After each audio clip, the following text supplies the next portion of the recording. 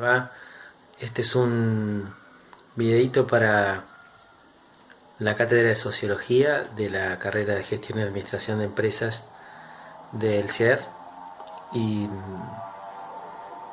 en este caso vamos a tratar de orientar un poquito la lectura de los clásicos de la sociología, Marx, Weber y Durkheim, que son parte de nuestra unidad 1 y que es muy interesante estudiarlos de manera comparada. Es decir que Marx, Weber y Durkheim son tres pensadores de las ciencias sociales muy preocupados por los problemas de su tiempo, que no han escrito en el mismo momento histórico, pero conocían las publicaciones de los demás, y eso también influyó en la forma en la que cada uno construía su forma de ver la sociedad y sus problemas, o sea, su perspectiva de análisis. Vamos a comenzar en primer lugar con Marx, que es quien escribió primero, y como ustedes habrán visto en el material, vamos a trabajar estos tres autores a partir de una interpretación que hacen dos sociólogos y profesores argentinos, que son Luis Aznar y Nelly Argenti, que nos van a permitir no solamente una lectura un poco más simple, sino también una utilización de varios materiales de los autores para hacer una comparación un poco más precisa. Y de paso bajamos un poquito el nivel de complejidad. Les cuento también que vamos a estudiar la perspectiva de análisis de los tres autores. Nos va a interesar el concepto de relaciones sociales, especialmente la relación entre el individuo y la sociedad, el poder también, el concepto de poder, cómo está presente y qué función cumple, y vamos a también hacer algunas pequeñas comparaciones, como por ejemplo con el concepto de la división del trabajo social. Bueno, en la perspectiva de análisis marxista tenemos que tener presente que uno de los hilos conductores en este análisis de los sociólogos clásicos, y también como punto de comparación, está relacionado al concepto de estructura social y la relación del individuo con ese conjunto social o con esa estructura. Pensemos en la estructura como no solo como un esqueleto, sino como una forma de agrupamiento de las personas adentro de la sociedad, una forma de relacionarse de esos individuos y grupos entre sí, y ciertas ideas dominantes que también acompañan estas relaciones entre grupos, que son relaciones generalmente desiguales. Acá es importante también tener en cuenta el concepto de poder. Cada autor va a definir una forma de agrupamiento que va a tener como influencia un factor específico dentro de todos los factores que influyen dentro de una sociedad. Pensemos, por ejemplo, en una forma de agrupar a las personas y de diferenciarlas a la vez, que podría ser el de mujeres por un lado y hombres por otro. Las mujeres se agrupan entre sí y a su vez se diferencian de los hombres, y los hombres lo mismo. Pensemos, por ejemplo, en las relaciones que se establecen. Hoy en día se está discutiendo mucho el rol de, el dominio del hombre sobre la mujer, y la relación de sometimiento de un grupo sobre el otro, y todo un conjunto de ideas, de prácticas, de tradiciones o costumbres que han ido justificando que el género masculino de alguna manera domine y explote el género femenino. Es un punto interesante y nos lleva a pensar en cuál es el factor, en este caso, que no es el género, por el que tanto Marx, Durkheim y Weber van a pensar la estructura social.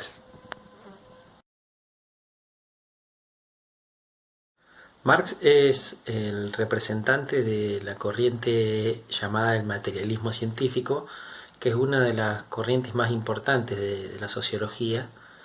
Tiene muchos seguidores y muchos intérpretes, y es una teoría que no solamente forma parte de las ciencias sociales, sino que también tiene ramificaciones políticas y en todo el ámbito de la ciencia. Marx nació en 1818 en el estado de Prusia, lo que es hoy Alemania, y falleció en 1883. Tuvo una gran actividad militante en el Partido Comunista y especialmente tuvo una actividad teórica muy productiva. De hecho, mientras Marx estaba transcurriendo su vida, se está desarrollando un proceso muy importante para darle origen a la sociología, que es la revolución industrial.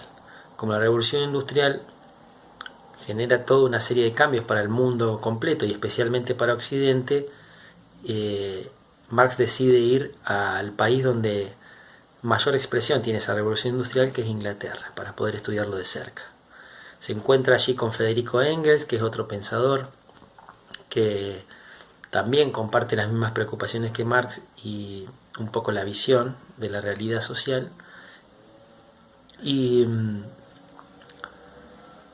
juntos van a desarrollar también una buena parte de su obra, además de que Hegel le va a ayudar económicamente a Marx para que pueda subsistir aquí en Inglaterra. Materialismo científico entonces. Ahora vamos a explicar un poco la perspectiva de análisis.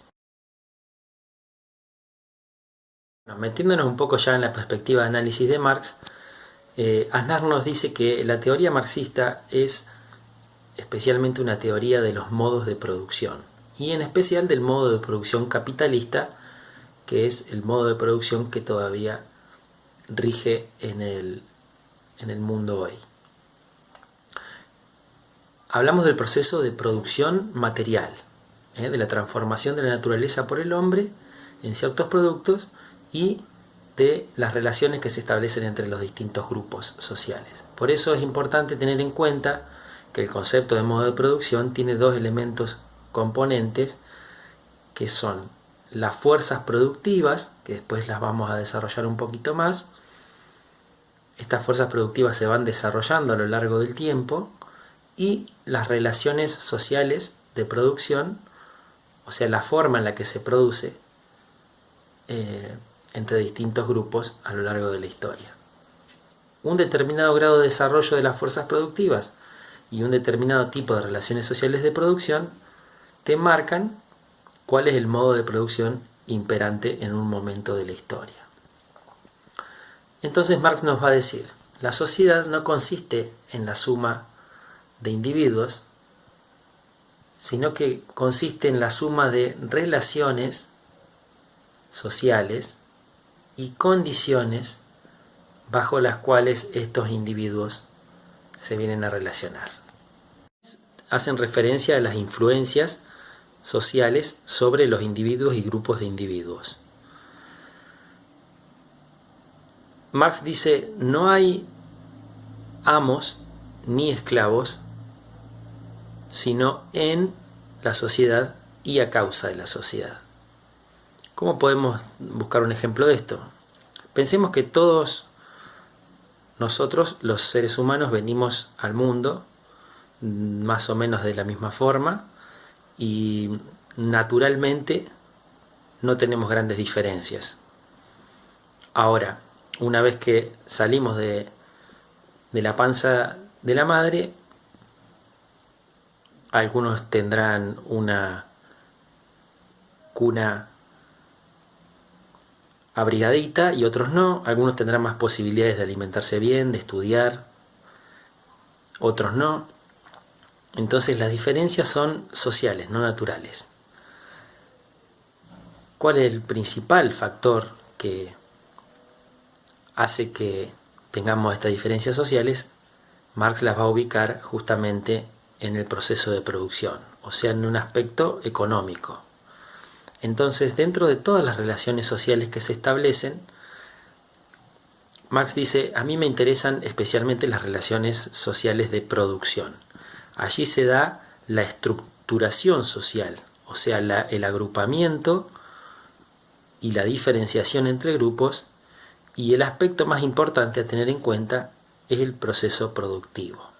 Hay individuos que tienen determinados medios económicos y hay individuos que no tienen la posesión de ninguno. Y por lo tanto, en el proceso de producción se ven obligados a vender su fuerza de trabajo. Vamos a ver que esta relación entre el dueño de las herramientas, de los medios económicos y la fuerza de trabajo es una relación desigual. Ese proceso productivo genera la estructuración en clases sociales. Como la diferencia es económica, cada vez que hablemos de un grupo social vamos a hablar en Marx de una clase social. Estas relaciones sociales de producción además tienen características que son muy importantes. En primer lugar, Marx dice, son relaciones objetivas y necesarias e independientes de la voluntad de los individuos, en su génesis. ¿Por qué? Él dice, como decíamos antes, todos nacemos iguales, pero cuando entramos en sociedad, y en este caso cuando nos toca entrar a trabajar, el momento de trabajar, comienzan las desigualdades. Esto no significa que no se puedan cambiar las relaciones sociales desiguales. Entonces vamos a la segunda característica. Además de ser objetivas, o sea, de imponérseles al individuo, las relaciones sociales pueden cambiar. El individuo, entonces, en esta relación con la estructura social,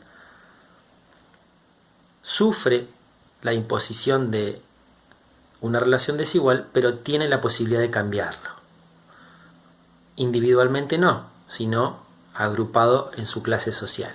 Esto resalta un poco en Marx el papel transformador que tienen los individuos. Los individuos pueden cambiar su historia. Y entonces esto nos lleva a hablar de la otra característica de las relaciones sociales, y es que las relaciones sociales son históricas. La forma en la que se relacionan los grupos sociales en el proceso de producción va cambiando a lo largo del tiempo. Son históricas y por lo tanto también son transitorias. Relacionamos todo acá pensando en la capacidad de los grupos sociales de cambiar la historia, de cambiar su situación y de modificar las relaciones sociales. Para completar el análisis de las relaciones sociales vamos a decir que las relaciones se dan entre grupos y tienen una característica específica. Son relaciones de oposición. Una clase social está siempre relacionada con la otra porque ese es su factor de diferenciación, pero a la vez una clase de alguna manera depende de la otra. Ahora, ¿de qué tipo son estas relaciones de oposición? Son relaciones de dominación económica y explotación. De dominación política y explotación económica, vamos a decirlo.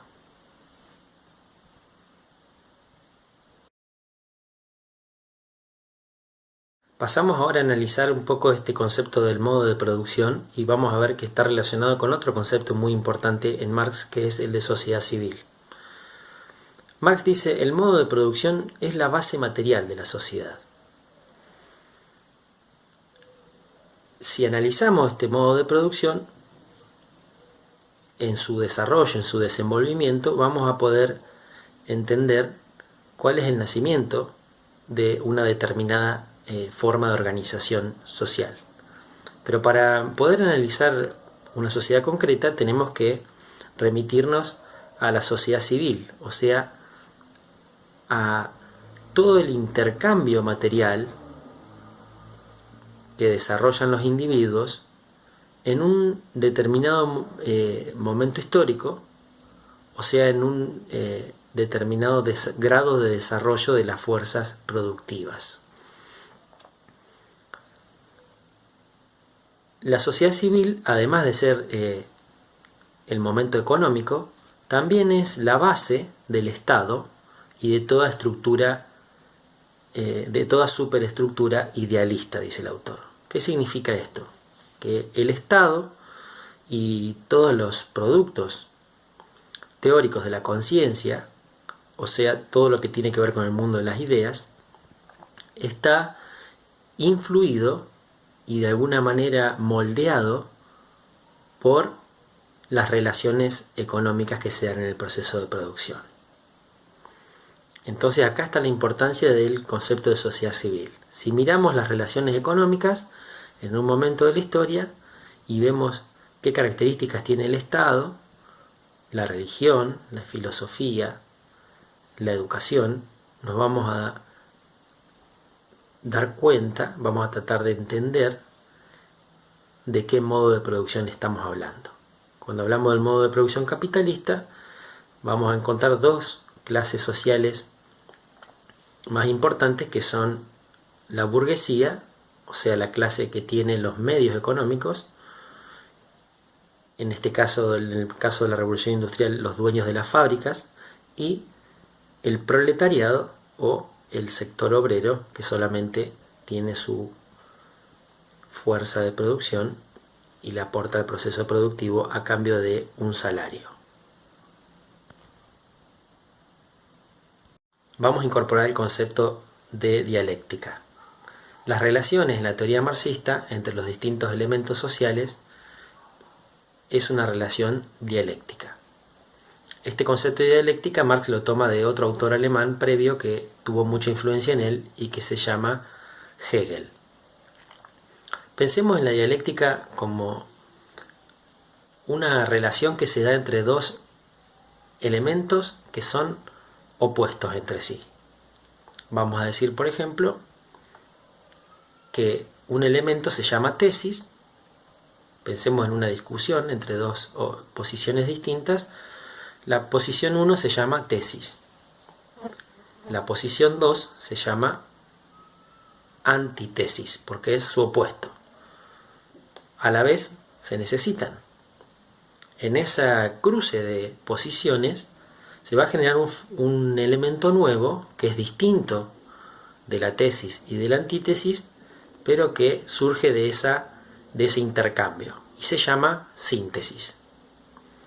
Decimos esto porque volvemos ahora al concepto de modo de producción y tenemos que ver estos dos elementos que lo integran y que se encuentran en relación dialéctica.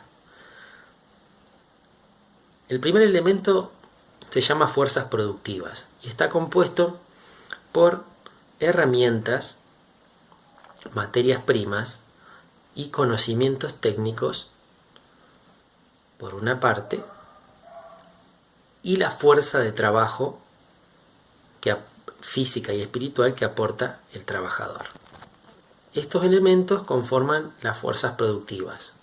La relación entre las materias primas, las herramientas, los conocimientos técnicos y la fuerza de trabajo se va desarrollando y va cambiando a lo largo de la historia.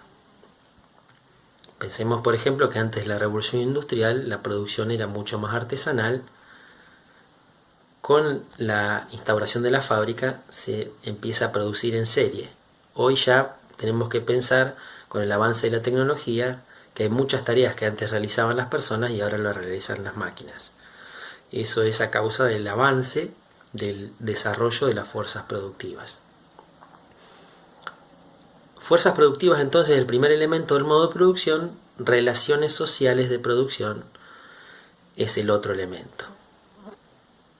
Estas relaciones sociales que se dan entre los distintos grupos que participan del proceso de producción, en este caso clases sociales, tienen una expresión jurídica, dice Marx, o sea, están respaldadas las relaciones sociales a través de la ley. ¿Qué es lo que dice la ley? La ley garantiza la propiedad privada de los medios de producción, o sea, el factor que permite que un grupo pueda dominar y explotar al otro en el proceso productivo es que ese grupo más reducido cuenta con la propiedad privada de sus medios de producción. Como decíamos, la gran mayoría de la población no es dueña de esos medios y por lo tanto tiene que vender su fuerza de trabajo para poder subsistir. Las fuerzas productivas van avanzando a lo largo de la historia, van requiriendo cambios también en las relaciones sociales que se dan entre las clases que participan del proceso productivo. Y esto nos va a permitir entender los cambios en la estructura social que decíamos, en la forma en la que las personas se agrupan y se diferencian entre sí. Si pensamos, por ejemplo, en el modo de producción esclavista, nos vamos a encontrar que el amo no solamente es el dueño de las herramientas de producción, sino que es el dueño también de la persona que trabaja, que en este caso es el esclavo. En un modo de producción capitalista, esta relación desigual está un poco más escondida, digamos. ¿En qué sentido? En el sentido de que la ley nos plantea que somos todos iguales y en el caso del proceso de producción, que los obreros van libremente a contratar, a trabajar a cambio de un salario. Marx dice, esto en realidad está escondiendo una relación de explotación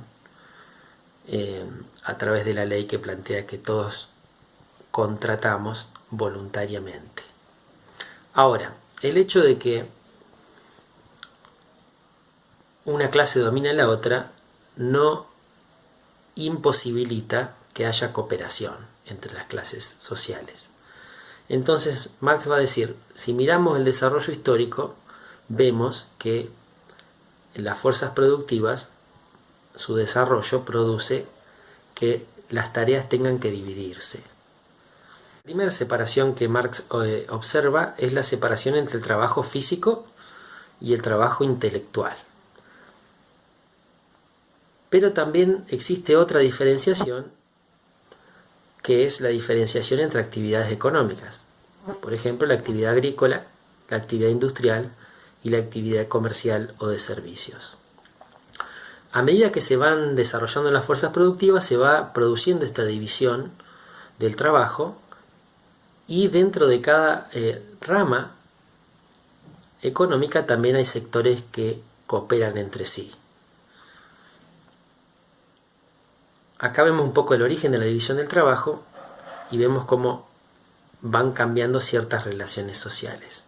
No es lo mismo el campesino que trabajaba en un feudo, en el modo de producción feudal, que estaba atado a su tierra, que pagaba un tributo por su producción, que el obrero de una fábrica en la ciudad que va a trabajar a un lugar donde se encuentra con el resto de los trabajadores, realiza su trabajo, percibe un salario y vuelve a su casa.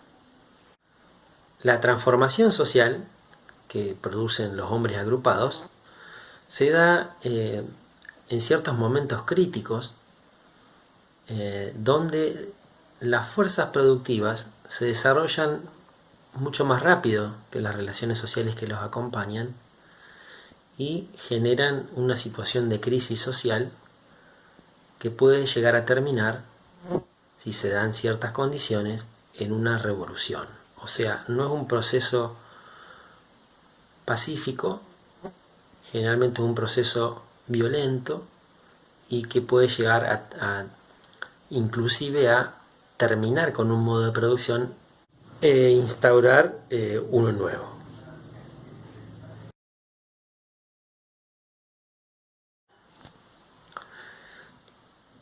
Nos queda la relación entre economía y política y con esto damos por cerrada nuestra clasecita sobre Karl Marx.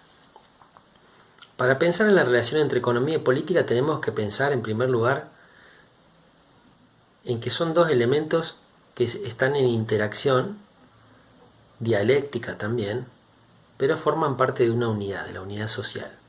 Los aspectos económicos y los aspectos políticos se pueden analizar de manera diferenciada, pero siempre teniendo en cuenta que están en una estrecha relación. Cuando hablamos de estructura, el aspecto más importante, Marx va a ubicar acá la economía. La economía, dice Marx, tiene primacía sobre la política. Pero a su vez el aparato político va a garantizar la dominación que se da en el ámbito de la economía. E inclusive puede influir en las formas que asumen las luchas que se dan para la transformación social. Esta idea de estructura y superestructura, o de economía y política, tenemos que pensar, por ejemplo, en una casa, la construcción de una casa. No es necesario saber mucho de arquitectura para tener claro que las bases de una construcción son fundamentales para lo que podamos construir arriba del suelo. Entonces la base de una casa tiene primacía sobre la superestructura que se monta arriba. Entonces Marx va a decir que la economía es la estructura y sobre esa estructura se va a montar la superestructura política que, como dijimos al principio, incluye al Estado, pero también otros grupos o productos de ideas que acompañan a la estructura económica. Por ejemplo, las ideas filosóficas de ese tiempo, las ideas religiosas, las prácticas y costumbres. Todos estos elementos van a moldearse de alguna manera para consolidar la estructura económica y las relaciones económicas que se dan dentro de la estructura económica o del modo de producción o de la sociedad civil, como querramos llamarle. Dice, el modo de producción capitalista se caracteriza por la concentración. Hay una concentración económica, o sea, los dueños de los medios de producción son pocos y los concentran. Hay una concentración social o demográfica. La gente en el modo de producción capitalista industrial vive mayormente en las ciudades, y hay una concentración política también. Observamos esta concentración política en el Estado. El Estado y todos sus símbolos. Tenemos un Estado nacional, tenemos un himno nacional que es para todos, una bandera a la que le juramos lealtad, una escarapela. Todos estos símbolos nos invitan a pensar que somos todos iguales. Lo que va a decir Marx es que en el fondo, en realidad, todos estos aspectos políticos nos están ocultando que en términos económicos no somos iguales. Es más, hay un grupo que explota y domina al otro. Entonces, acá pasamos al último concepto importante a trabajar, que es esta idea de Marx de que toda lucha de clases es lucha política. ¿Por qué? La clase que quiera obtener el dominio social tiene que empezar primero discutiendo las ideas dominantes, que son las ideas de la clase dominante. ¿Por qué? Imagínense ustedes que un grupo de obreros de una fábrica se da cuenta que los están explotando, que todas esas herramientas que posee el dueño de la fábrica han sido adquiridas por el esfuerzo de los obreros que no han sido bien remunerados. Si los obreros decidieran tomar la fábrica, lo más probable es que tendrían problemas con la justicia y terminarían reprimidos, encarcelados o perdiendo el trabajo. ¿Por qué? Porque la ley ampara al dueño de la propiedad privada, en este caso de los medios de producción. Por lo tanto, la acción directa de tomar los medios de producción no tiene los resultados esperados. Por lo tanto, dice Marx, lo mejor es generar una lucha ideológica primero, para discutir las ideas dominantes, para generar solidaridad entre la clase desposeída y las otras clases subalternas, para presentar el interés de clase como si fuera el interés general. Yendo al análisis concreto, Marx observa que cuando las fuerzas productivas se desarrollan más rápido que las relaciones sociales, como decíamos más atrás, esto genera situaciones de crisis. Esas crisis pueden ser aprovechadas para lograr una transformación social que en este caso apunte a una mayor igualdad. El sujeto que tiene que llevar adelante esta transformación social es la clase obrera. Ahora, esa clase obrera no está preparada para una revolución simplemente por la condición que comparten los obreros individuales, sino que es importante que la clase obrera tome conciencia de que puede transformar la realidad. Y acá Marx diferencia entre lo que se llama conciencia en sí y conciencia para sí. Podemos decir, simplificando un poco, que cuando los obreros empiezan a organizarse para defender sus condiciones de trabajo, están empezando a tomar conciencia de que comparten cierta relación de desigualdad. Ya en ese momento podemos decir que son una clase en sí misma. Pero para poder pasar a la acción y generar una transformación, para pasar de la defensa al ataque, tienen que tomar conciencia del poder de transformación que tienen si actúan todos juntos. En este caso podemos hablar de una clase que tiene conciencia para sí, para su propio beneficio, en este caso para la transformación social. Bueno, espero les sirva. Cualquier duda, estamos en contacto en los canales habituales a través del CIADEL virtual o del correo electrónico. Y si les sirve, podemos continuar con los otros clásicos.